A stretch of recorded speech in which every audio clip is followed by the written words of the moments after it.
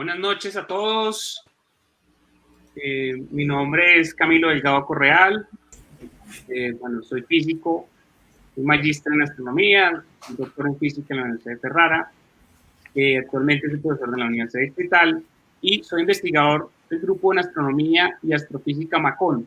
Entonces, para mí es un honor estar aquí con ustedes en este espacio novedoso que hemos llamado GAM Talk. ¿Sí? Y es un espacio de conversación. Entonces, vamos a hablar, ¿cierto?, en el día de hoy de las ciencias planetarias. ¿Sí? Y es un honor, los panelistas que voy a continuación a presentarles. Primero, pues, tenemos a Diana Valencia. Ella es profesora asociada en la Universidad de Toronto, trabajando en el tema de exoplanetas. Diana obtuvo su título de pregrado de la Universidad de Toronto y su doctorado en ciencias de la Universidad de Harvard. Antes de comenzar como profesora en la Universidad de Toronto, fue la becaria del Fellow Henri Poincaré, otorgado por el gobierno francés para postdoctorado, y becaria del programa NASA Sagan para hacer su postdoctorado en el Instituto Tecnológico de Massachusetts, el MIT. Su experticia está en combinar astrofísica con geofísica para comprender la composición, estructura interna, evolución y habitabilidad de supertierras y mini Neptunos. También está con nosotros Fabián Saavedra, que es geólogo, ahorita es candidato, doctor en geociencias de la Universidad Nacional y es investigador en geomática aplicada a ciencias planetarias. Además toca la guitarra, ¿no? Es músico, tiene su banda de rock. Bueno.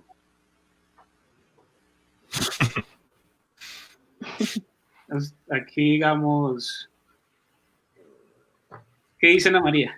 Bueno, pues yo soy Ana María Ocampo, soy comunicadora social y periodista, egresada de la Pontificia Universidad Javeriana y actualmente soy la coordinadora editorial de la revista Javeriana y también voy a acompañarlos en esta charla. Y tengo el gusto de presentarles a Lauren Flor, que es física de la Universidad del Valle, magíster en ciencias astrofísica de la Universidad de Guanajuato, en México, donde también recibió su título de doctorado. Actualmente es investigadora del grupo de del grupo de astronomía y astrofísica Macondo, GAM, y cofundadora del grupo Colombianas Haciendo Investigación en Astrociencias, CHIA. Y desde el año 2015 participa en el tema de divulgación científica en México y acá en Colombia. Entonces, pues es un gusto tenerlos a todos acá. Vamos a aprender mucho, porque, bueno, yo, como saben, no soy experta en el tema. Entonces, me parece fantástico poder tener este espacio de conversación con todos ustedes. Gracias. Entonces, bienvenidos, ¿no? Que quieren saludar al público, pues, que los está ahí observando.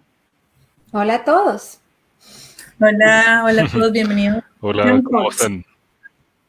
Bueno, yo quiero hacerles una pregunta, pues, a Diana, a Fabián y Lauren, que trabajan en el tema de ciencias planetarias. La siguiente.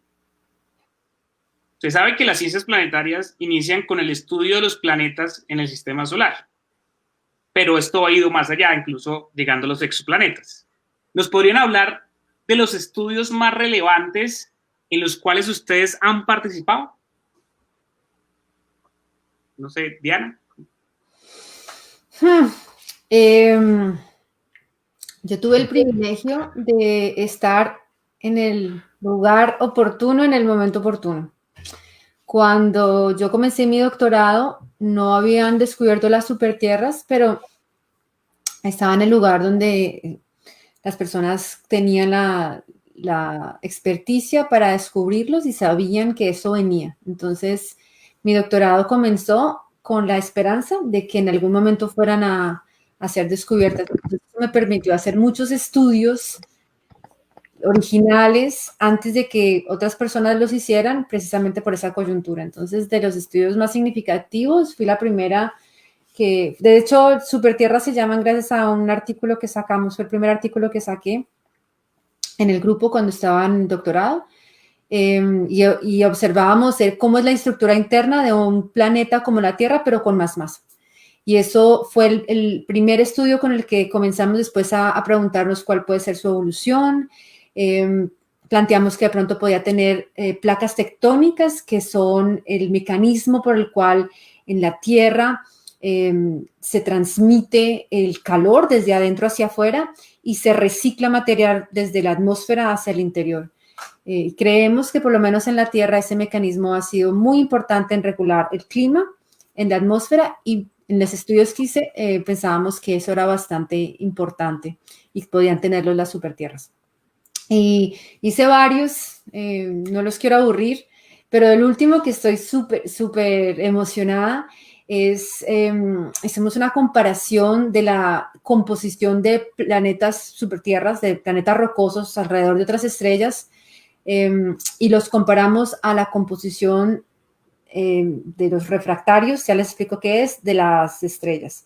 Entonces, los elementos refractarios son los que forman rocas. Entonces, la idea era comparar si la formación de estos planetas rocosos era primordial, era original del mismo material que se forma la estrella, que se cree que es un mecanismo viable de formación. Y lo que acabamos de sacar de ese paper es que nos dimos cuenta que no, que la distribución de la composición de las estrellas es más angosta, la composición de los planetas es mayor. Y eso es interesante porque ahora tenemos que explicarlo. Entonces, eso para resumirle algunas cositas que se va haciendo. Okay. ¿Qué tan lejos estamos de una Tierra 2.0? O sea, encontrar una Tierra... Dependiendo cómo definas una Tierra 2.0, o sea, si tú realmente defines una Tierra 2.0 como la masa de una Tierra, el radio de una Tierra, alrededor de una estrella como el Sol, a la distancia de una unidad astronómica, que tenga el mismo clima, la misma, toda estructura, muchísimo, nos falta muchísimo. Pero si lo que queremos es decir, un planeta que tenga la temperatura adecuada, de pronto puede ser más masa, puede ser más radio, la temperatura adecuada para mantener agua líquida en su superficie, estamos cerca, porque un atajo a descubrir ese tipo de planetas es buscarlo alrededor de estrellas enanas, de estrellas de marrones. Entonces, y en este momento hay muchísimo interés y se ha intensificado la búsqueda. Entonces, en este momento tenemos el telescopio TESS, dirigido por MIT, que está observando todas las estrellas cercanas a nuestro Sol, de las cuales muchísimas son estas estrellas marronas. Entonces vamos a tener un catálogo en los próximos 3-5 años de todos estos pequeños planetas, y algunos de ellos es probable que estén en estas condiciones de las que estamos hablando. Bueno, ¿qué opina Lauren, digamos, con respecto pues, a lo que has estudiado, ¿cierto? De lo que estás involucrado. Bueno, pues en la maestría realmente me dediqué fue como más a hacer análisis estadístico de la base de datos que había hasta el momento, estamos hablando del 2015, de las características que habían, simplemente hacer un análisis, y ya en el doctorado me dediqué fue hacer uso del telescopio El Tigre, que es un telescopio óptico robótico, es un consorcio entre Alemania, Bélgica y México, y ese telescopio pues nunca se había utilizado para hacer observaciones de estrellas huéspedes, de exoplanetas de estrellas huéspedes de exoplanetas. Entonces digamos que mi trabajo sirvió como esa guía para estos estudios, y lo interesante es que, bueno, en mi trabajo la idea fue como identificar cuáles eran las líneas específicas del espectro que pudieran reproducir los parámetros físicos, en principio del Sol, y luego de las estrellas con características físicas, parámetros físicos similares. Entonces, pues digamos que ese fue como un poco el legado que les dejé ahorita a los estudiantes que quieren seguir con esa línea, digamos, a seguir observando esas estrellas. Y pues bueno, principalmente porque siempre a la hora de estudiar los exoplanetas también es importante tener muy bien estudiado, muy bien caracterizada la parte, los parámetros físicos de las estrellas. Entonces sí es como muy importante centrarse en eso. Entonces ese fue como el legado del estudio que yo hice, digamos, durante mi doctorado. Fabián. Bueno, yo en realidad no es que haya hecho algo muy relevante, pues hasta ahora soy candidato a doctor en geociencias, pero pues llevo bastantes años fomentando como tal la investigación en ciencias planetarias desde la parte astrogeológica. Me he concentrado bastante en ser como ayuda a estudiantes que después de yo mismo hacer mi trabajo de grado y mis investigaciones, me la ha pasado pues colaborando con estudiantes que quieren hacer lo mismo, estudiantes de pregrado y de maestría, más que todo en la parte de geomática, más que todo en la parte de filmas espectrales para poder eh, interpretar superficies planetarias, tanto de planetas rocosos como de lunas heladas, básicamente es lo que me he centrado. Espero en algún momento tener la oportunidad de ser parte de un proyecto grande, pues con la experiencia y pues por lo menos puedo decir que en Colombia soy de los pocos que está como trabajando en este tema específicamente. Con Camilo y un estudiante llamado Javier Suárez, hicimos como tal la primera tesis de maestría de geología planetaria sobre Plutón. O sea, ya que habla sobre superficies como tal, tomando aspectos geomorfológicos, geoquímicos y aspectos geofísicos combinados en todo esto. Entonces es como lo más relevante que he hecho y pues esperando hacer parte de algo más grande en el futuro, nuevos retos para hacer en el futuro. ¿Cuál es ese objeto del sistema solar que más te llama la atención? O sea, como que lo ves y dices, wow. ¿A mí? ¿Me preguntas a mí? Sí, pues. Bueno, yo la verdad he estado obsesionado siempre con el copito de nieve de 500 kilómetros que se llama Encelado, que gira alrededor de Saturno. Siempre he estado obsesionado con eso, es mi tesis, también mi proyecto de tesis doctoral. Me ha llamado siempre mucho la atención y pues, hay información, pero no hay la suficiente. Un objeto llamado Hiperión que orbita a Saturno también, más o menos a 35 grados de inclinación de órbita de los demás objetos que lo orbitan. Y es algo que pone a prueba cualquier tipo de concepción geológica o concepción geodésica o concepción geofísica. Así como la luna Pan, también del sistema saturnino, pone a prueba todo eso. Y de hecho, algo que me gustaría ver a futuro, de pronto cuando estemos más viejos o algo, sería ver el sistema de Urano y el sistema de Neptuno, las lunas, verlas en detalle, sería muy interesante verlas. Ese trabajo que mencionaste sobre Plutón se puede descargar online, ¿no? Estaban preguntando en Facebook que si se podía descargar y sí, o sea, el nombre... Ah, sí, claro. Sí, y nos buscan este sí está en línea, este sí está en línea, este se puede descargar, está en repositorio, lo pueden descargar, ahí nos divertimos bastante trabajando con datos de Plutón y de hecho llegando a una cuestión bastante astrofísica, solo que no pudimos meter en el alcance del trabajo, que fue como tal vincular Sputnik Planitia, que es la parte que se ve como la parte central del corazón de Plutón, entre comillas, vincularlo con el sistema gravitatorio que tendría con Caronte para poder suponer si esta parte de la corteza de Plutón estaría relacionada con la atracción gravitatoria que le ejerce Caronte. Entonces, espero al futuro poder seguir trabajando con este tema y pues ya nos estaríamos metiendo más allá con una ultrageología, no solo la geología del cuerpo, sino una geología relacionada de uno o más cuerpos. Ok, bueno. ¿Qué otras preguntas hay por ahí? Wow. Bueno, pues yo me voy a devolver un poquito para que me expliquen Diana y Lauren, que son pues, las que trabajan puntualmente en este tema, qué son lo de los exoplanetas, o sea, qué son estos cuerpos y pues cuáles son sus características físicas y por qué estudiarlos si están tan lejos. Sigue, Lauren. Ahí la que quiera empezar. Vale, pues bueno, los exoplanetas son planetas que están orbitando a otras estrellas totalmente pues, diferentes al Sol, están orbitando. Hay varias técnicas de detección de exoplanetas, principalmente hay dos, que son una la velocidad radial y el tránsito. Hasta el momento se han determinado exoplanetas con diferentes tipos de características, incluso como lo mencionaba Diana, incluso en mi tesis de maestría, en mi tesis de doctorado, los trabajos de Diana fueron un referente para las clasificaciones que se hacían respecto a los exoplanetas. Hay diferentes clasificaciones ahorita. Se tienen los Hot Jupiters, se tienen los Super Earths, incluso también se han sacado unas nuevas clasificaciones que son los mini Neptunos o los War Neptune, los Neptunos tibios. Entonces, bueno, eso todo depende de las características físicas como tal de estos exoplanetas, ¿no? Entonces ya ahí empiezan como, pasan a ser, digamos, un poco el trabajo como que nos contaba Diana, depende de las características y los modelos que se propongan.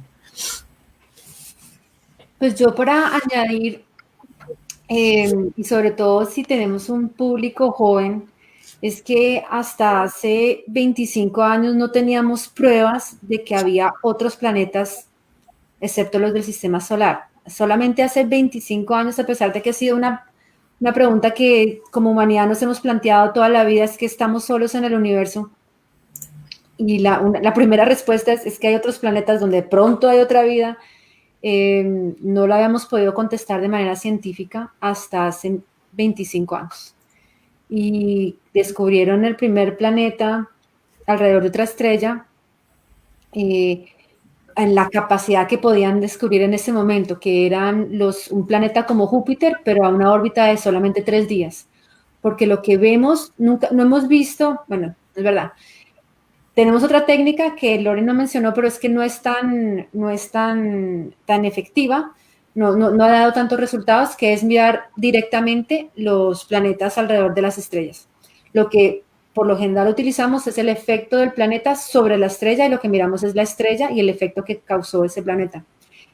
Cuando tú tienes un Júpiter a 3 días, el efecto es mucho más grande. Entonces, por eso fue que en ese momento los pudieron descubrir, porque era apenas el límite de detección, estaba apenas por encima del límite de detección. Y poco a poco empezaron a refinar estos límites de detección, haciendo 2 cosas, pudiendo ir a periodos más largos y también, y sobre todo más difícil, poder ir a planetas más pequeños. Entonces la pregunta era, por eso vuelvo a conectar, sabíamos que en algún momento íbamos a descubrir esos planetas pequeños, pero no sabíamos qué tan comunes eran. ¿Cuál es el planeta más común? Cuando tú solamente tienes 8 planetas en el sistema solar, ¿cuál es el planeta más común? Y la naturaleza ha sido muy generosa conmigo, porque el planeta más común son las supertierras y los mini Neptunos. Y yo no sabía. Y la verdad es que gracias a eso fue que fue tan fácil descubrirlos a tan poco tiempo de yo haber comenzado, porque es que están por todos lados. Entonces, si fueran muy poco comunes, nos tomaría mucho más observaciones para poderlos detectar. Y lo que nos hemos dado cuenta es que la naturaleza es mucho más diversa y mucho más imaginativa que nosotros. Tenemos planetas sumamente calientes, tenemos planetas muy densos, planetas muy, muy livianos, más livianos que el icopor. ¿Cómo formas tú un planeta más liviano que el icopor con esas masas gigantes? ¿Cómo formas planetas tan cerca? Tenemos planetas que tienen un periodo de menos de un día. En un día, o sea, desde que ustedes se levantaron hasta ahorita que se van a acostar, hay un planeta, 55 Cancri E, que es 8 veces más o menos el tamaño de la Tierra en masa, ya le dio la vuelta al Sol, ya hizo su año. Entonces está sumamente caliente. ¿Y cuáles son sus características? Entonces, esta clasificación que hemos tratado de hacer de manera torpe, se ha demostrado que la naturaleza resiste esa clasificación limpia que nos gusta a los científicos. Realmente hay muchísima variedad. Viven entre los grises, entonces, en este sentido. Una pregunta, preguntan aquí en el chat de Facebook. ¿Las preguntas van al final o cómo piensan llevarlo? Que alguien pregunta sobre... Pueden ir dejando las preguntas y podemos ir viendo si cuadran como en la charla, y si no, al final pues igual vamos a tener un espacio también abierto para resolver las dudas que haya. Listo, porque preguntan es sobre pues, lo de la zona de Ricitos de Oro, básicamente la zona de habitabilidad. Creo que es una pregunta más que todo dirigida a Diana y a Lauren. Ya, Laura. Sí. Entonces. Hasta ahora oigo los ricitos de oro, debe ser, los Goldilocks, ricitos de oro, ¿cierto? Sí, Ni sí, muy son esos. caliente ni muy frío. Sí, exacto. No sé, Lauren, ¿quieres tomar tú la pregunta o quieres que la tome yo? Dale. Pues a ver, las estrellas producen energía que entre más cerca uno esté, más caliente, y entre más lejos, más frío. Pero también la estrella varía en la cantidad de energía que da con su evolución. Entonces, el Sol se ha ido calentando a través del tiempo. Mientras que la Tierra ha estado más o menos en el mismo lugar, o sea, desde que se formó, ha estado en el mismo lugar. Entonces, de hecho, ha recibido más calor que antes. Un poquito, pero lo podemos medir. Cuando estamos pensando en otras estrellas y estamos pensando en este atajo de mirar estrellas más pequeñas que de pronto tienen esa condición de perfecto para que haya agua líquida sobre su superficie, tenemos que caer en cuenta que esas estrellas, en vez de calentarse con el tiempo, se enfrían. Entonces, donde veamos ese planeta ahí estaba mucho más caliente antes y ahora está más frío. Entonces, tenemos que comprender que habitabilidad no significa solamente en este momento donde está, sino qué le pasó todos estos millones de años donde se encuentra. Entonces, eso es muy interesante de estudiar estas estrellas porque es diferente.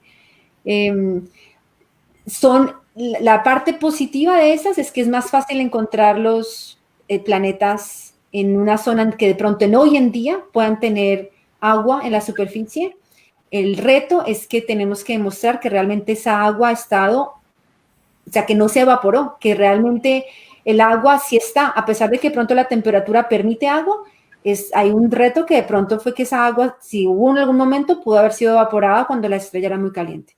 Entonces, de manera más segura sería chévere encontrar un planeta alrededor de una estrella como el Sol, a la distancia como de la Tierra, pero es muy difícil de observar. Tenemos que esperar por lo menos 3 años porque necesitamos 3 periodos y el efecto es muy pequeñito sobre la estrella. Entonces, para eso necesitamos que sea lanzada la misión de Platón, que creo que es en el 2024 o en 2028. No, mentiras, es aún más lejos. Tengo que mirar, ya les busco. Pero esas son las ventajas y las desventajas de estos dos tipos de estrellas. En 2026. 2026. Sí. 2026. Entonces, sale en 2026 y por lo menos se demora 3 años más. O sea, con el 2030. Si eso que el COVID no nos demora.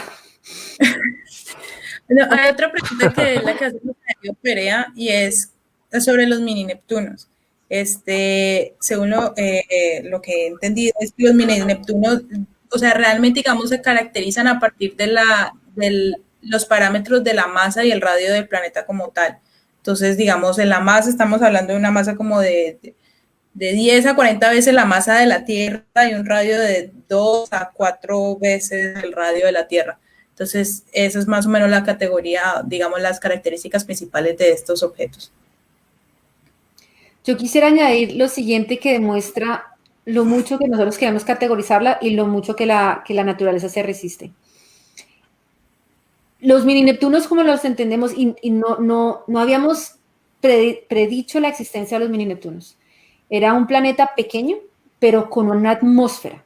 No una atmósfera gigante, pero una atmósfera lo suficientemente grande para cambiar el radio del planeta. Porque la Tierra tiene una atmósfera, pero si tú la ves a través de un telescopio a años luz, tú no detectas esa atmósfera. Esa atmósfera realmente no cambia el radio de la Tierra. Pero en un mini Neptuno, o sea, inclusive un Neptuno, si tú le quitaras el gas, ese planeta sería mucho más pequeño. Pero Neptuno y Júpiter, perdón, Neptuno y Urano tienen una masa de 13 más o menos veces la masa de la Tierra. Entonces, lo que no habíamos predicho era un planeta como de 5 veces la masa de la Tierra con atmósfera. Y eso lo hemos encontrado que hay por todo lado, pero no hay una división estricta. Entonces, lo que acaba de decir Loren es como nos guía más o menos, y efectivamente un planeta que tiene más de 2 veces el radio de la Tierra, no hay suficiente material para hacerlo solamente rocoso, o sea que tiene que tener una atmósfera.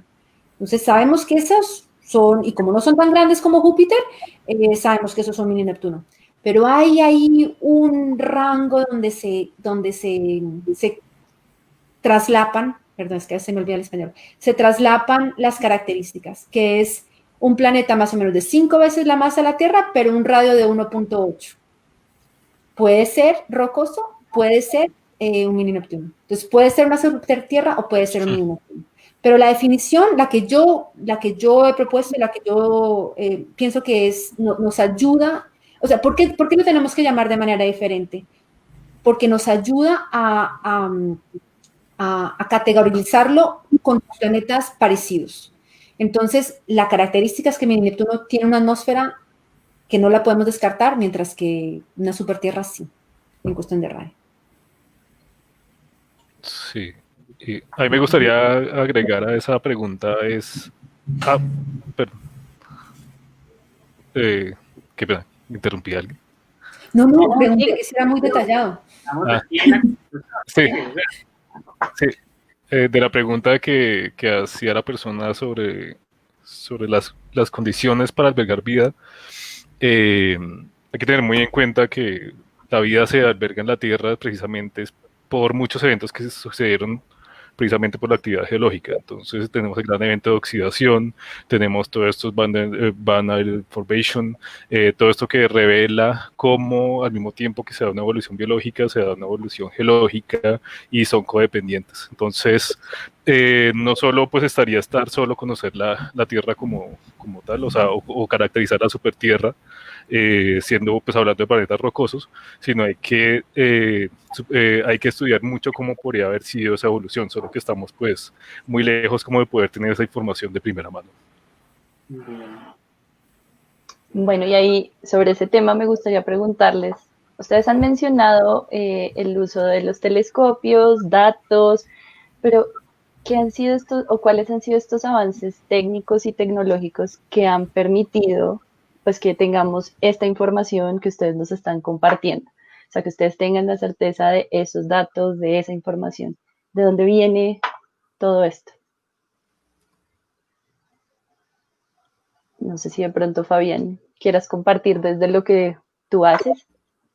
Bueno, de lo mío, yo voy a partir siempre de información que va a venir de instrumentos ópticos específicamente y también de instrumentos geofísicos cargados sobre sondas que orbitan planetas y que hacen sobrevuelos sobre sus lunas o tienen una órbita estacionaria. Entonces, más que todo va a ser un trabajo del análisis de la luz como tal. La luz no solo en el espectro visible, sino en el espectro infrarrojo, más que todo para la parte geológica. Vamos a poder hablar de cómo se compone la superficie, digamos, de Marte, de Mercurio, de Venus. Venus es mucho más difícil porque ahí en Venus vamos a tener un problema de la atmósfera y vamos a tener que trabajar específicamente datos de radar y determinar la composición va a ser mucho más difícil. Pero el resto de observación del sistema solar, también teniendo como excepción a Titán, luna de Saturno, vamos a hablar más que todo desde de cómo se comporta la luz al interactuar con las sustancias químicas que están en la superficie y de ahí vamos a comenzar a decir qué pasa en esas superficies y vamos a combinar la información de la geofísica que se tenga de cada cuerpo planetario para poder tener algo como una estructura conceptual de cómo se desarrollan esos planetas. De ahí vienen también toda la cuestión de simular estas dinámicas internas y cómo estas se pueden expresar en la superficie. Muy parecido, es muy análogo a todo lo que se hace en la Tierra como tal. Y en el caso de los exoplanetas, ¿ustedes cómo trabajan? Lauren y Diana. No sé. Pues digamos en mi caso, en el estudio que yo hice, como les mencioné, utilicé un telescopio, digamos, en el óptico, porque iba a hacer espectroscopía, digamos, en ese caso en el óptico, y me dediqué, pues es un telescopio de 1.2 metros, y ese telescopio servía como tal para observar estrellas brillantes, no estrellas muy débiles. Entonces, pues digamos, en ese caso, brillantes dentro del rango de las características similares un poco a las características del Sol. Y ese, digamos, eso fue lo que ayudó muchísimo en mi tesis. Entonces, en este caso, pues ese fue el instrumento que yo utilicé durante mi trabajo. Bueno, en cambio yo soy teórica. Yo utilizo lo que los observadores me proveen, aunque soy parte de varios telescopios, de los comités de ciencia de varios telescopios, pero yo lo que hago es teoría. Pero con respecto a lo que tú dices de qué nos permite, yo les tengo muchísimo respeto a estos observadores porque de los poquitos fotones que llegan, esos sacan una información increíble. Es que una cosa es que a mí me encanta enseñarle a los estudiantes de primer año es que nosotros somos aquí, estamos confinados a nuestra pequeña nave espacial que es la Tierra, así recogiendo fotones de donde apuntamos a ver cuántos recogemos y a ver qué le podemos extraer. Realmente no es como un laboratorio que uno coge el microscopio y le cambia todo, no, realmente nosotros estamos limitados a lo que podemos recoger y entre más grande sea nuestro bol, nuestro telescopio, pues mejor. Entonces, por ejemplo, con el método de tránsitos, que lo que hace es que toma ventaja que para algunas configuraciones el planeta pasa enfrente de la estrella y bloquea la luz de manera periódica. Pensaban que eso iba a ser súper fácil. Eso cuando yo estaba en Harvard, salieron un montón de estudios y un montón de gente tratando ya les daban dinero para ir y observar con diferentes telescopios y nada, no les daban nada, absolutamente nada. El primero fue por Dave Charbonneau en el 2000 y pensaron y ese fue con el que se inició, toda esta gente salió a buscar y muy poquitos. Y lo que se dieron cuenta es que los errores sistemáticos del telescopio eran una barrera gigantesca para descubrir esos planetas. Entonces les tocó aprender mucho sobre cómo calibrar los telescopios, cómo extraer esos datos, y ahora ya es común, pero fue sumamente difícil. Lo mismo con lo que es los estudios de velocidad radial, como explicaba Lauren, lo que eso utiliza es que cuando el planeta va alrededor de la estrella, también jala a la estrella y la estrella también se mueve, ambos se mueven alrededor del centro de masa. Entonces, cuando uno mira la estrella viene hacia nosotros y se aleja y viene y se aleja por ese efecto del planeta. Y cuando se acerca, hay un efecto de Doppler que hace que los rayos, que las líneas de emisión, de absorción se muevan hacia un lado y hacia otro con respecto a un marco referencial. Y ese marco referencial es clave. Antes se utilizaban unas células, creo que de argón, ya se me olvida el gas, y no eran tan precisas.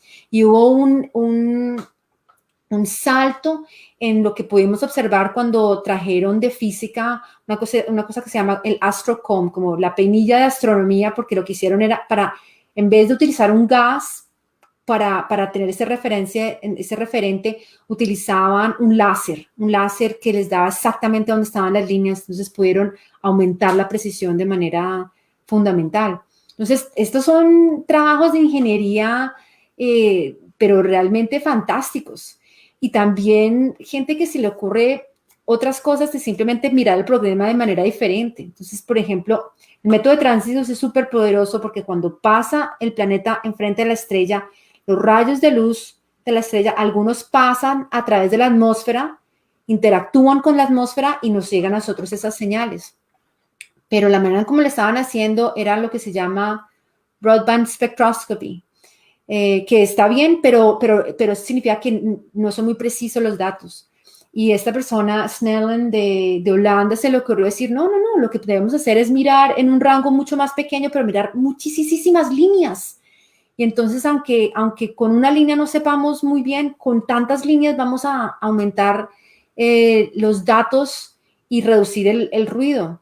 Y sí, eso es lo que están haciendo. Entonces eso es otro salto gigantesco a lo que vamos a poder observar de las atmósferas. Entonces es realmente un esfuerzo colectivo y todo el mundo pensando ahí a ver cómo nos los ingeniamos para extraer más información de esos fotones que nos llegan. Es el trabajo de los espectroscopistas, ¿no? Yo soy espectroscopista de galaxias, pero digamos que todos los espectroscopistas estamos como, somos una familia, entendemos los conceptos, los análisis, los errores, los límites de los instrumentos, y vemos que son personas, ¿no? Entonces, pues yo pensaba ahorita escuchándolos a ustedes, ¿no? Que ya pues, son unos expertos, ¿cierto? Si hay un chico que está en high school, en la universidad, pues está viendo, ¿cierto? Como unas rock stars. Para ustedes, ¿cuáles han sido sus rock stars? ¿No? De que ustedes han mirado y como que uno, ¿cierto? Dice, oh, wow, yo quisiera llegar, ¿cierto? A ser o más que esta persona. Me pusiste a pensar. Sí. Bueno, yo creo que muchos estamos aquí por Carl Sagan, ¿no? O sea, creo que él nos cambió la vida a muchos acá. No sé, yo tengo referentes a todos los que han trabajado con espectroradiometría de superficies planetarias, específicamente Paul Schink, Bob Papalardo, o sea, son referentes como tal de lo que me gustaría hacer como investigador ya en el futuro. Sí, eso sí, pero sí, no sé, para los astrofísicos, ¿quiénes serán?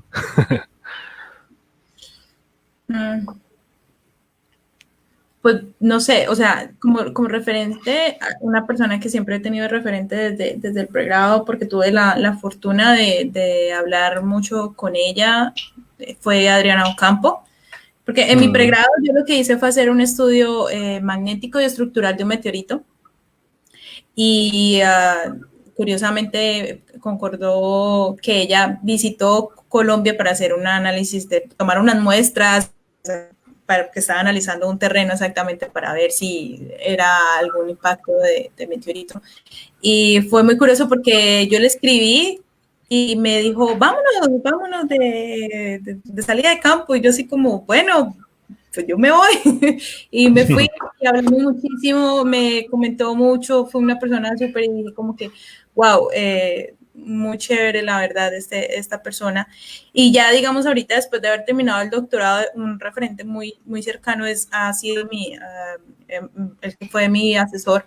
Es una persona que es curioso porque es una persona que trabaja en AGNs, pero cuando yo le presenté el trabajo y le dije como, oye, quiero trabajar en estrellas huésped de exoplanetas observando con el tigre, ese señor, el doctor Roger Cosiol, se compró cuál cantidad de libros y dijo como que no importa, no lo leemos, y vaya, ha sido, dije como que, wow, en un futuro voy a ser mentora, que espero ser mentora, quiero tener ese referente siempre, entonces yo creo que ese sería como el referente que tengo actualmente.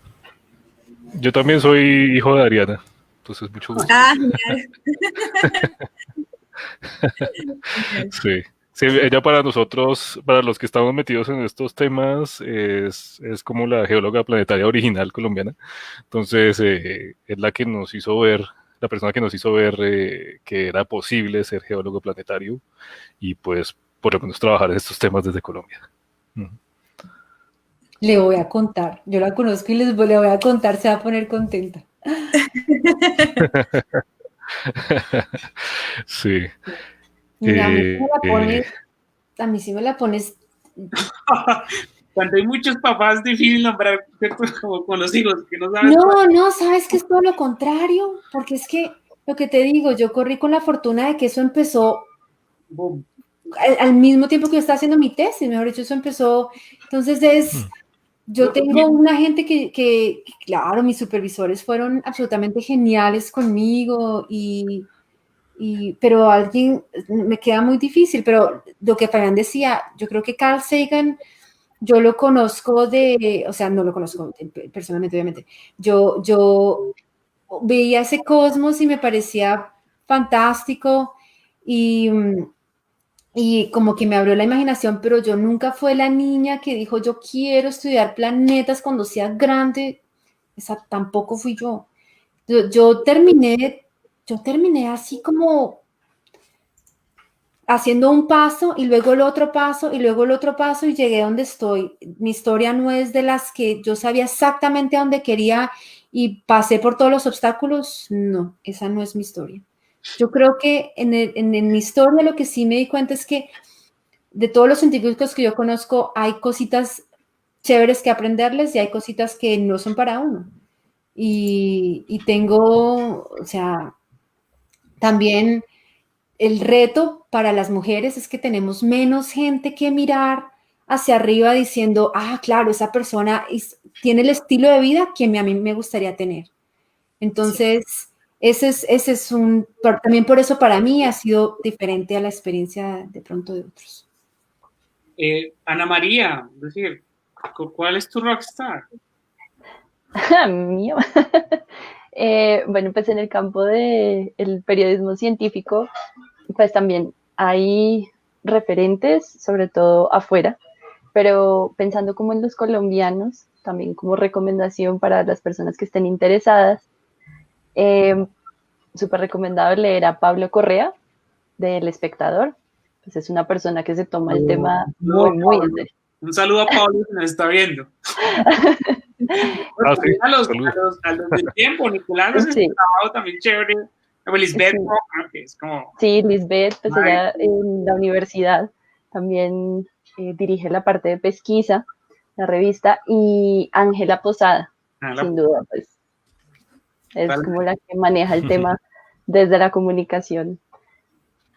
Es muy importante, es decir, la comunicación de la ciencia es fundamental. Yo no sé si ustedes ven el impacto que tuvo tanto Cosmos de Carl Sagan, cierto libro, y pues la serie de televisión en las misiones espaciales que se hicieron desde el año 2000. O sea, hay una coincidencia total, porque ¿qué sucede? Un niño que vio Cosmos, ¿cierto? Él, digamos, si no se dedica a la ciencia, ¿sí? Él fue empresario, fue político, y entonces le llegaba un científico, y entonces en su cabeza el científico que le llegaba era como Sagan, que era ¿cierto? Como su ídolo, entonces era más fácil darle, digamos, el dinero para esta misión satelital, que fue el boom, ¿cierto? Desde el año 90 que se lanza el telescopio espacial Hubble, tenemos ese boom de misiones espaciales, incluso porque hay bandas del espectro electromagnético, es decir, de la luz, que no podemos decir, nos toca colocar telescopios afuera para observar las emisiones, ¿no? Y eso lo conecto con mis ídolos, pues, en mi caso, uno es, obviamente, Sagan, pues, es decir, aunque lo descubrí muy tarde, lo descubrí cuando yo fui coordinador científico del planetario entre 2013 y 2014, y allí me encontré a Sagan, ¿sí? Porque nunca me ha interesado en la comunicación de la ciencia, entonces la vida me sorprendió con eso, o sea, y digamos que fue como, wow. Otra persona importante es Enrico Fermi, que pues es uno de esos padres de la física contemporánea italiana. Él tenía la cualidad de ser físico experimental y físico teórico. Eso no muchas personas lo pueden lograr hacer grandes desarrollos, grandes contribuciones. Es uno de estos personajes que nacen cada 500 años. Y bueno, hablar de los padres académicos, pues digamos, y el abuelo académico. Entonces, mi abuelo académico fue Ricardo Giacconi. Entonces, Ricardo Giacconi es el papá de la astrofísica en rayos X, pero Nobel de física. Él fue el advisor de doctorado de mi advisor, ¿sí? Que es el segundo mejor astrofísico italiano, se llama Piero Rosati. Entonces, esa escuela, digamos, tuve la fortuna de poder, digamos, una beca Erasmus, poder llegar a Italia y recibir esa formación italiana como si fuera un italiano más, ¿sí? Entonces, dentro de esa línea, y creo que, digamos, pues es personal, Ricardo, digamos, era, digamos, potencializó toda esa línea. Es decir, la astrofísica en rayos X, pues, sí, la comienzan, ¿no? O sea, con Rossi, bueno, otras personas. Entonces, digamos, para mí va un poco eso, ¿no? Como por un lado, la investigación observacional y experimental, entonces ahí están como mis rockstars, ¿no?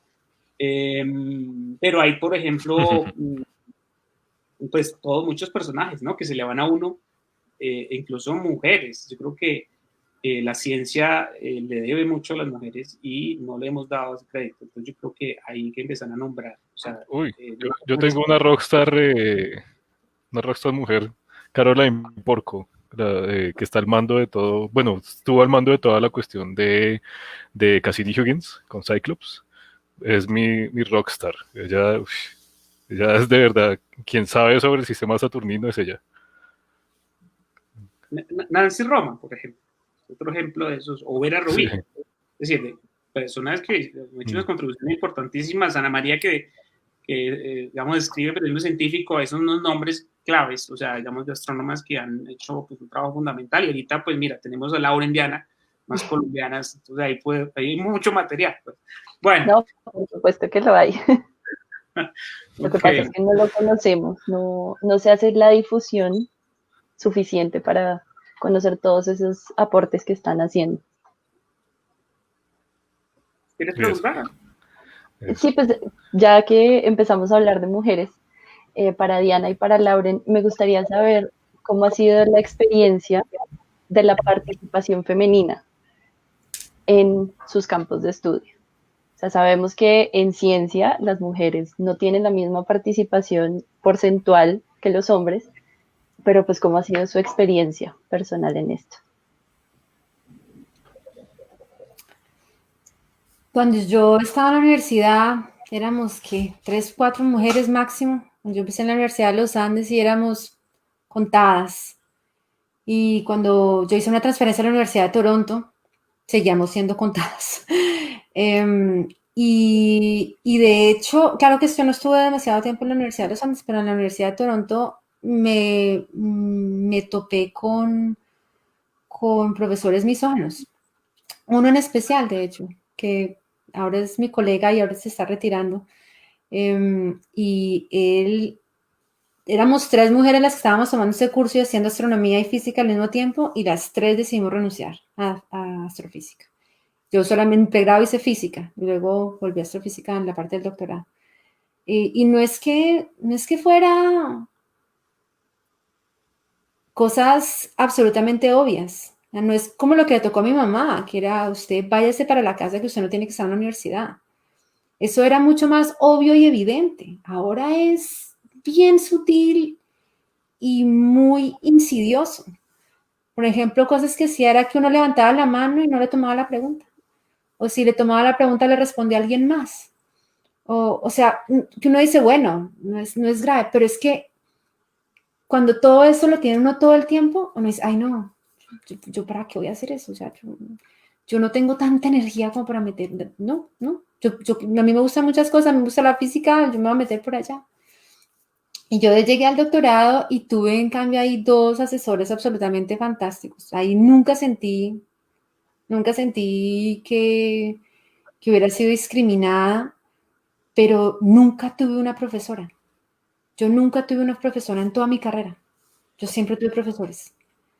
Y me parecía, o sea, y les digo a ustedes los hombres, imagínense que a ustedes las únicas personas que les hubieran dado las materias, todas hubieran sido mujeres. Absolutamente todas. O sea, como uno se acostumbra, pues sí, o sea, no es que sea tan grave, pero eso no está bien. Eso no está bien. Y uno viene a ver ahora cuenta y no, hombre, ¿por qué? Y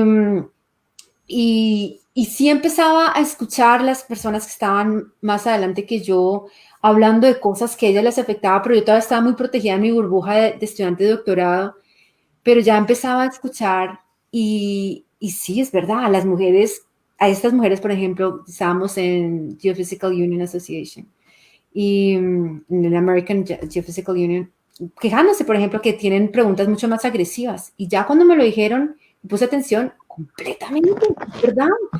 Es una charla y las preguntas eran pero agresivas, sino que es todo como tan sutil que uno, así como la ranita que se acostumbra al agua de a poquito que se le calienta, así somos, todo tan sutil que bueno, ese es nuestro nuevo mundo. Pero a estas alturas del partido, ya no, yo no me aguanto eso. Ya, y sí he sentido, ahora ya como profesora asociada, claro, sí, hay cosas, las evaluaciones de estudiantes, si uno es mujer, son peores que si uno es hombre. A mí me dicen Miss, a mis colegas, porque yo soy la única mujer en mi grupo, yo hago parte de 2 grupos. En mi grupo más pequeñito, o sea, en mi grupo más donde dicto, soy la única mujer. A todos les dicen doctor o professor. A mí me dicen Miss Valencia. Pues no, o sea, no me quitan ni me ponen el día. Pero todas esas cositas así junticas, lo hacen a uno sentir que no está tan bienvenido, que es que uno tiene que pelearse aquí el espacio. Todavía, digamos. Todavía, Sí. claro, y es que el problema es que antes era obvio, entonces se les podía decir a la gente, no, o sea, no haga eso. Pero ahora es lo que llaman la expresión es death by 1,000 cuts. Es eso. O sea, tú no te puedes acabar por una nimiedad, pero cuando son 1,000,000 de nimiedades, causan ella. Mis colegas, no, hay así unos comentarios que uno dice, me interrumpen. Mi esposo también es astrónomo, es astrofísico. A él no me interrumpen. A mí sí. ¿Será porque soy mujer? ¿Será porque soy latina? ¿Será porque es mi personalidad? Y esa es la pregunta que yo me hago. Mi esposo nunca se hace esa pregunta. Él no le dedica una neurona a esas cosas. Yo sí. Pues porque a mí sí me afecta.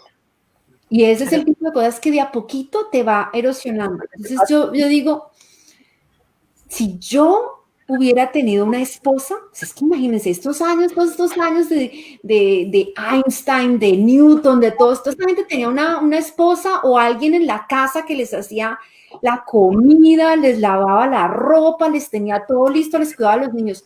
Si yo tuviera eso, si yo tuviera todo el tiempo para decir, uy, voy a pensar y resolver, otra cosa sería lo que yo estaría contribuyendo. Sí. Sería con todas las mujeres. Es una cuestión de tiempo. De hecho, ahorita muchos hombres nos ha tocado por el tema del COVID o de estar en casa, pues como reflexionar en serio, le acabo ya decir el tiempo que se va en eso y es como, ok, yo creo que salen muchas reflexiones de este tiempo post-COVID, muy interesante. Sí. Uno de esos temas es el tiempo que se hace en casa, ¿no? O sea, como esa repartición de oficios. Bueno, sí, pues Laura. En mi caso, pues también, digamos, durante el pregrado, bueno, entramos, no sé, como de un grupo de 45 personas que entramos a física, solamente éramos como 5 mujeres, nada más, y nos titulamos en la promoción mía, si mal no estoy, como 2 mujeres y como, no recuerdo el número de hombres, pero éramos muy pocas, y luego cuando entré a la maestría, sí fue, la promoción de nosotros fuimos 3, 2 mujeres y un hombre, y nosotros así como, vaya, pero ya allí sí sentí como ese acoso por parte de un integrante de la institución, y ese entonces era una persona que tenía un rango que yo lo había contactado para digamos, hacer el proceso de admisión, y esta persona pues asumió que porque yo había hecho el contacto con él para hacer el proceso de admisión, yo tenía que trabajar con él. Y no solamente era eso, sino que también eran invitaciones que yo les dije, hasta que en un momento que le dije, no más, o sea, no, ¿por qué me haces estas invitaciones, tal? Luego con el tiempo me di cuenta que no era la única persona, no era la única mujer que había pasado por este proceso. Pero pues sí hablé con las otras chicas y me dijeron, no, pues ya, lo que hice fue que yo me cambié de universidad ya. Pero yo estaba en otro país, yo no estaba en mi país, yo dije, pero ¿cómo hago? O sea, yo no puedo, tenía mi beca allá, yo dije, yo no me puedo cambiar de país. Entonces lo que hice fue literal armarme de fuerza, no sé cómo, y hablar ante las autoridades de la universidad y plantear el caso. Lo curioso de esto es que esta persona ya después de eso como que sí la pensó muchísimo y dijo como que, o sea, ya empezaron a salir como más casos y más casos, pero pues evidentemente sí, yo actué, pero ¿y las autoridades de la universidad cómo actúan? Entonces fue así como, no, mira, no lo vuelvas a hacer, entonces yo como, ¿pero por qué? O sea, simplemente así como darle una palmadita y no lo vuelva a hacer. Y yo como, ¿pero por qué? No, pero pues no, de pronto malinterpretaste, es lo típico. Malinterpretaste los mensajes del profesor, y yo así como le muestro les muestro los correos, tengo todos los correos allí, o sea, ya luego di con ¿Cómo ibas vestida? ¿No te preguntaron? ¿Cómo ibas vestida? Ya, no, o sea, ni siquiera fue eso. ¿Y usted qué le dijo? De pronto es que usted accedió a eso. Entonces yo así como, ¿qué? Y aquí le tengo todos los correos electrónicos y donde yo le decía, no, muchas gracias, pero pues bueno, eso quedó así. Lo bueno es que las chicas cuando fueron entrando, sobre todo más colombianos fueron entrando, y había como algo así como que unas medio señales siempre venían a mí y me decían, oye Laura, mira qué está pasando eso, y yo, no te preocupes, vamos y hablamos con las autoridades, entonces ya como que cuando se veían que las personas, las mujeres se acercaban a mí así como para hablar, entonces bueno, ya como que se detenían y eso fue mermando poco a poco. Pero sí, digamos, incluso no solamente por parte de profesores o algo así, sino también de compañeros o personas cercanas a uno que, bueno, yo en ese entonces tenía una pareja y cada vez que hablaba quería como corregirme y yo sí, pero ¿por qué a mí me corrige y a él que está hablando no lo corrigen? Entonces siempre decían, ay, pero ustedes siempre se quejan por cualquier cosa. Lo interesante de todo esto es que el hecho de que cada vez seamos más mujeres en ciencia hace que entre todas nos unamos y nos estemos apoyando muchísimo. Y ahí voy a CHIA, que es el Grupo de Colombianas Haciendo Investigación en Astrociencias, que es el grupo de mujeres colombianas haciendo investigación, no solamente en Colombia, sino en diferentes partes del mundo, y la idea es exactamente visibilizar el trabajo de las colombianas que están actualmente y abrirle, trabajar por un mejor escenario para esta nueva generación de niñas y jóvenes que quieran entrar en el área de las astrociencias. Esta iniciativa lleva ya alrededor de un año e inició con otras tres compañeras, una que está en Alemania, en Suiza y en Francia, y yo en ese entonces estaba en México, y hasta el momento tenemos un listado de casi 54 mujeres y va creciendo que están haciendo investigación en astrociencias y todas colombianas. Y lo interesante es que siempre que hay algún caso así como que ellas nos buscan a nosotras y oigan, tenemos esa situación, ¿qué hacemos? Y yo creo que eso es lo que necesitamos, como que hayan esos espacios de apoyo entre entre mujeres, porque yo creo que entre más unidas estemos, vamos a poder ir derrotando todas estas cosas que para las demás para las demás personas es como algo común, como lo decía Diana, que se vuelve como lo común. Para nosotras no es lo común, entonces simplemente para ir trabajando por eso y ir borrando todas estas cosas para que, vaya, en un futuro todas las nuevas generaciones tengan un mejor escenario para hacer ciencia, con tranquilidad. Y eso, digamos, pues ya ven, ¿cierto? Las mujeres, digamos, tienen un respaldo con CHIA, es decir, las mujeres, digamos, en astronomía, en astrociencias. Y aquí hay una pregunta de Isabela Aguilera Cuenca. Dice, sobre todo a Lauren, le dice como, ¿qué pueden decir sobre el estudio de la astrofísica en Colombia y en los países en los que se encuentran? Bueno, especialmente Lauren sobre Univalle, ¿qué recomendaciones podrías dar para empezar un camino hacia la astrofísica? Ella dice que es estudiante de física en la Univalle. Pues mira, hablando un poco como lo que yo hice, en la Univalle ahí la carrera está el departamento de física y hay diferentes grupos haciendo investigación de alta calidad, pero más sobre todo en la parte de Mossbauer, estado sólido, películas, pero nada relacionado con astronomía. Hasta el momento en el Instituto de Educación y Pedagogía de la universidad hay grupos de astronomía como semilleros en donde manejan la astronomía, pero desde la parte de la educación. Si de pronto te interesa desde la parte de la educación, yo te digo que te puedes contactar con el profesor Edwin García, él es físico y está en el Instituto de Educación y Pedagogía. Ya si quieres hacer algo como más como lo que yo hice, te podrías buscar algún estudio en astronomía que de pronto vaya un poco relacionado, incluso hay un grupo de gravitación, si no es mal, sí, también en el departamento de física, de cosmología y gravitación, entonces también puedes unirte, o la otra idea es hacer como lo que yo hice fue literal buscar artículos y ver qué tema podía manejar con la parte experimental que había en el departamento de astronomía de física y que se relacionara un poco con la astronomía para así irme guiando y luego en la maestría ya sí aplicar a una maestría en astrofísica, pero eso sí, a la par ir estudiando como todos esos conceptos de astronomía general, que es como lo típico que piden para una admisión a una maestría. Entonces, eso es lo que yo te recomiendo por lo pronto. Y también, están abriendo, creo que hay un grupo de ingeniería aeroespacial en el departamento de ingeniería mecánica ahí en Univalle. Se llama IDEXA. Entonces también, pero ya eso es más en la parte de satélites, entonces también puede ser, o sea, esas son como las opciones que hasta el momento sé de Univalle, entonces ahí las presento. Okay. Bueno, aquí ya creo que para cerrar ha sido un placer, creo que, digamos, pues, tengo que agradecerles un poco, lo cierto, de estar acá, pero antes de irnos sí me gustaría que, no sé, les dieran como un consejo, pues, a esas nuevas generaciones, ¿no? O sea, como pensar un poco hacia atrás, ¿no? Cuando uno estaba en el pregrado, uno estaba como viendo las charlas TED o, ¿cierto? Lo que sea. ¿Qué les dejan a estas nuevas generaciones? ¿Cuál es su consejo? ¿Sí? O sea, como de lo que ustedes han visto, o sea, como, ¿cierto? Un consejo realista.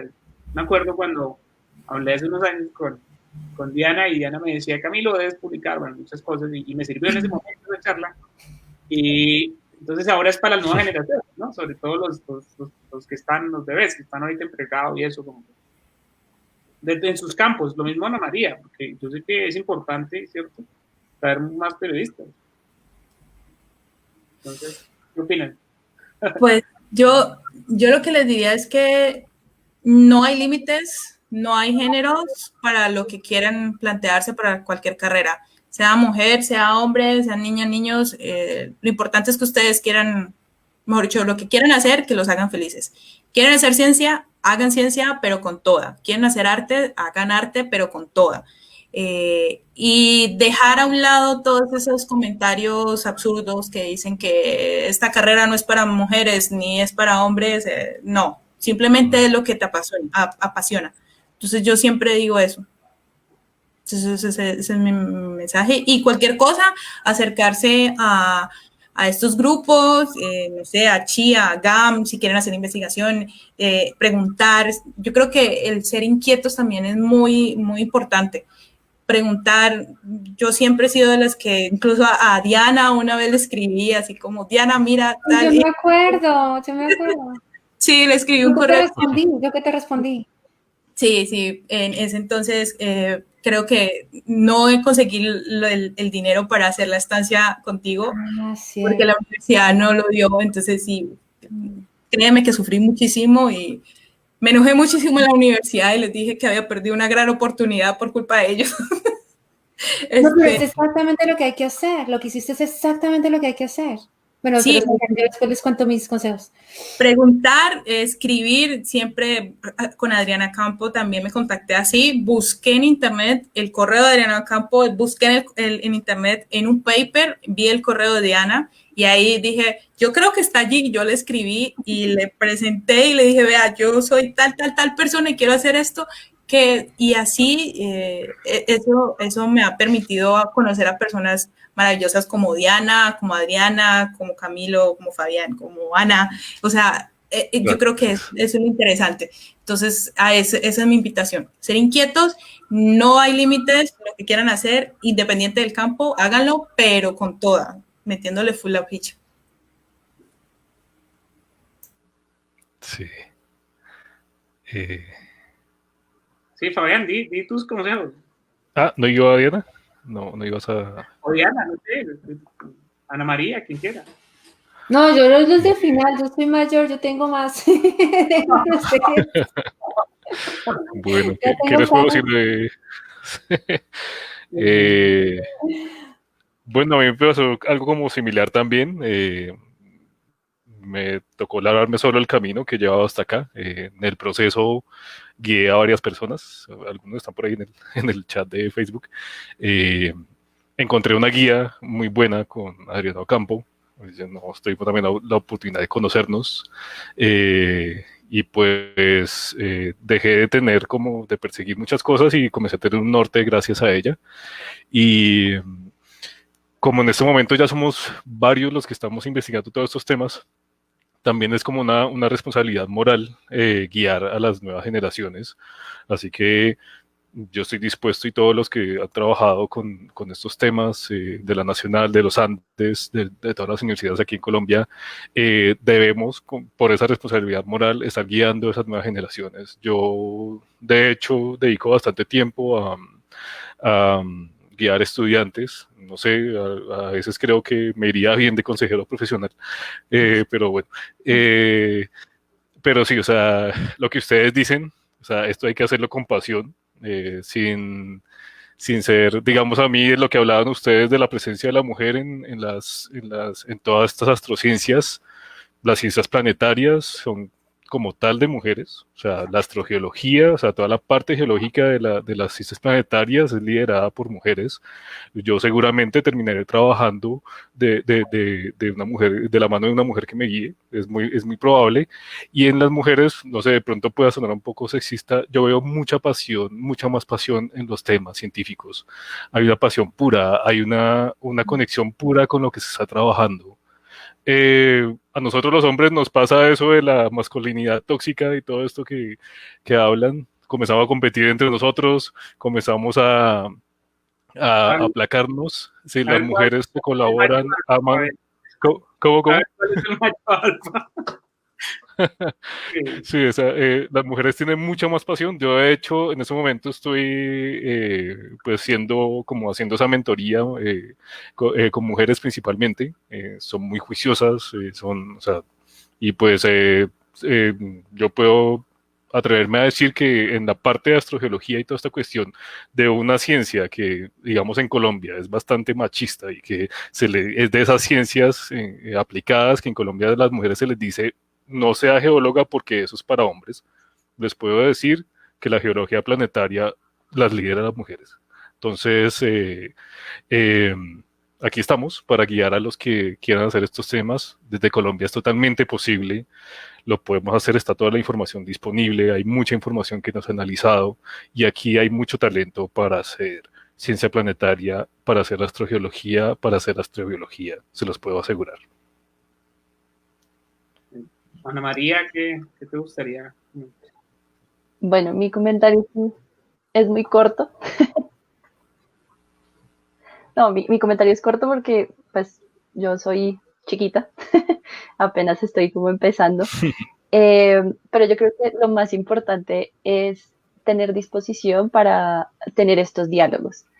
Pues nadie nace aprendido y ninguno sabemos todo, y menos como comunicadores y como periodistas en temas de ciencias, no tenemos la última palabra para nada. Entonces es estar dispuesto a aprender y a entender y a preguntar.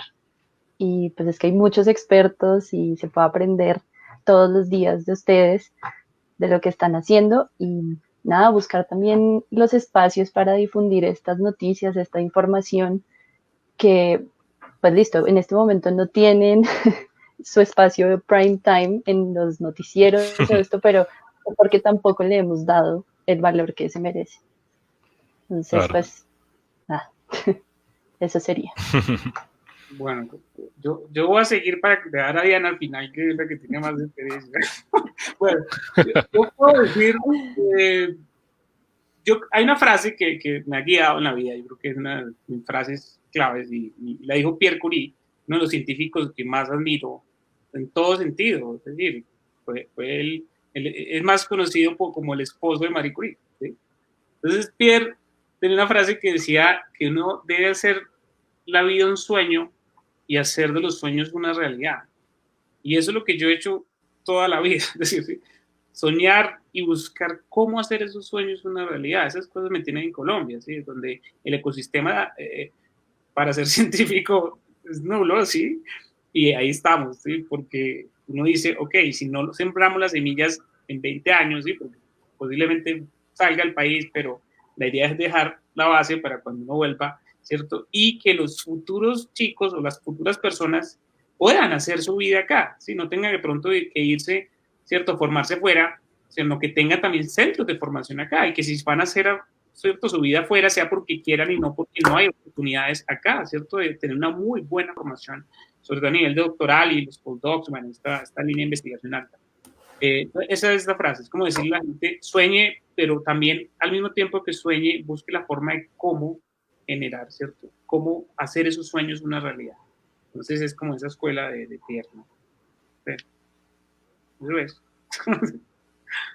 Bueno, entonces mis consejos van a ser súper puntuales porque lo que han hablado ustedes es de cómo de seguir con su pasión y de eso Ya hemos hablado. Entonces, mis consejos son muy puntuales. Entonces, dependiendo de en qué etapa esté uno. Entonces, ustedes están en el colegio, lo que tienen que preguntarse muy seriamente es yo qué quiero hacer, qué me hace a mí realmente vibrar. Y uno lo sabe, cuando yo le pregunto a la gente y dice qué quiere hacer y se le iluminan los ojos, eso es lo que tienen que hacer. Algo que realmente digan, esto es lo mío, y prepararse bien y mejor y aún más de lo que ustedes crean. La competencia es feroz y es más ahora que antes. Entonces, y lo siento, así son las reglas del juego. Entonces, sabiendo esas reglas del juego hay que saber jugar. Si están en la universidad, entonces ya buscar la mejor oportunidad. Y yo sé que en Colombia uno va a la universidad que de pronto le queda en la misma ciudad, que de pronto tiene una conexión. Hay que ser un poquito más estratégico. Ir a la universidad que le ofrece a uno las mejores oportunidades, diría yo, si se puede. Y después abrirse a uno las oportunidades, porque en Colombia todavía no existe toda esa institucionalidad y toda la maquinaria que se necesita para producir gente en astrofísica de manera consistente. Entonces, así como Loren hizo, me llamó, me escribió, le escribió a Adriana, Fabián también, y eso lo tienen que hacer, pero mucho ojo, no se les ocurra escribir un mensaje genérico. A mí me llegan mensajes genéricos casi que todos los días y yo no los veo porque no tengo tiempo. Pero a mí me llega un mensaje, Loren, yo no la conocía y yo sí le respondí porque me mandó un mensaje que me mostraba que se tomó el tiempo de aprender, que realmente conocía, que fue estudiado. O sea, él llegó a un email después de que le puso todo un montón de trabajo para hacer esa conexión. A eso yo le quiero dedicar tiempo, no a un email que me dice, hi, professor, me encantó tu investigación, tienes una oportunidad de trabajo para mí. Eso les llegó a mí y a 1 millón de profesores más. Entonces, no Sí, a mí me llega. Nadie se los va a contestar. Pero más bien, pero hagan toda la tarea, investiguen a la persona, investiguen qué ha hecho, pónganse, ¿será que a mí me va a gustar eso? Y no hagan como, bueno, como esta es la única oportunidad que tengo, entonces voy a decir que me gusta, porque eso termina cayéndose. Que sea que realmente a mí me gusta eso y me voy a conseguir la persona que me puede guiar, que me puede dar la mano. Y de manera muy práctica, si ustedes pueden venir con dinero, mucho más fácil. No me refiero con dinero a ustedes se pueden conseguir una beca, si ustedes pueden conseguir que la universidad les pague. Entonces, lo único que le están pidiendo a la otra persona es que tenga tiempo.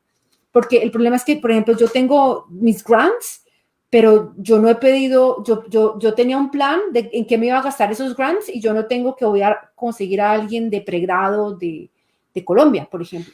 Entonces, no tengo cómo pagarles a estudiante. Entonces, si ustedes tienen la manera, es mucho más fácil. En algunos casos se puede, pero es mucho más ventajoso si ustedes vienen con eso. Ya hablé con el ICETEX, hablé con la universidad, ya puedo hacer esto, o bueno, minimizar los costos de la persona que de pronto con la que van a hacer una estadía. Y no porque, o sea, no es tacañería, es que, o sea, para nosotros también conseguir ese dinero es sumamente competitivo. O sea, yo me estoy compitiendo con todos los científicos de Canadá por esos montos de dinero. Perdón. Entonces, eso es lo otro. Y conseguir mentores. En esta vida es muy importante no hacernos las cosas solo. Con alguien que estuvo más adelante, pasó por eso, aprendió y de pronto le hace que el camino de uno no sea tan duro o que le toque a uno ir demasiado a los lados para encontrar el que es. Entonces, conseguir mentores y el mentor no me refiero a que una persona que le diga a uno todo qué hacer, sino que conseguir esos apoyos que de pronto necesitan un apoyo para esta persona es buenísimo escribiendo grants, entonces yo le voy a decir que sí, por favor, me lee el mío. O esta persona se conoce a tal persona, pues será que me puede hacer una introducción. Todo eso hay que ser estratégico y requiere tiempo y uno tiene que mostrar interés, es la manera en cómo uno muestra interés. Y de manera, en cuestión de preparación, lo que les digo muy práctico, y por lo menos en mi campo, matemáticas y física. Tienen que querer las matemáticas y querer la física y ser buenos en eso. Y si no son buenos ahora, buscarse la manera de ser buenos. Y hay recursos para eso, porque es un campo sumamente analítico. no es un campo en el que una persona puede hacer un impacto si no tiene esos fundamentos bien. Entonces, a los que están en el colegio, pónganle atención a la profesora de matemáticas o al profesor de física. En la universidad, no se copien, que lo único que hacen es hacerse daños a ustedes. Si usted no aprendió, busque la manera de aprender. Vaya a las horas de oficina del profesor, aprenda con sus compañeros, etcétera. Haga que eso sea un conocimiento suyo y que nadie se los quita. Y eso va a hacer que cuando apliquen a algo, a una beca, a una plaza, todo eso les da puntos. Y de manera puntual, ya si están en pregrado o en doctorado, en cuestión de astronomía profesional, el rey es publicaciones. Si usted no tiene publicaciones, no estamos hablando de nada, mejor dicho. Entonces, buscar publicaciones, ojalá con colaboraciones, porque desafortunadamente en Colombia todavía no hay figuras muy reconocidas internacionalmente. Entonces, cuando les llega un paper de una persona que uno no conoce, no necesariamente es tan bien recibido a cuando uno ya conoce los grupos que hacen los diferentes grupos. Eso es una comunidad pequeñita. Entonces uno sabe, esa persona está escribiendo con tal y tal persona, entonces le da credibilidad, lo siento, o sea, no estoy queriendo decir que sea la mejor manera o que sea la manera más justa. Les estoy explicando es cómo son las reglas del juego. Entonces, para que las aprovechen, traten de buscar esa gente que tiene cabida, que tiene ese reconocimiento internacional para que ustedes entren de manera fuerte. Si yo no hubiera publicado con los asesores que publiqué en el doctorado, siendo que yo hice que hice el trabajo, nadie me hubiera puesto atención. Porque desafortunadamente la ciencia, la manera como hacemos ciencias de humanos imperfectos. Esos son mis consejitos puntuales. Bueno, pues yo creo que ha sido pues, una charla maravillosa. Creo que también nos quedan muchas cosas. Creo que cada uno se lleva varias cosas para la casa, ¿no? Y pues ya es como agradecerles. Pues había una pregunta por ahí en el chat, pues sobre el tema de la constelación de satélites, lo de Elon Musk, ¿no? Todo esto que está pasando, pero creo que más bien después si alguno, digamos, responde desde su punto de vista.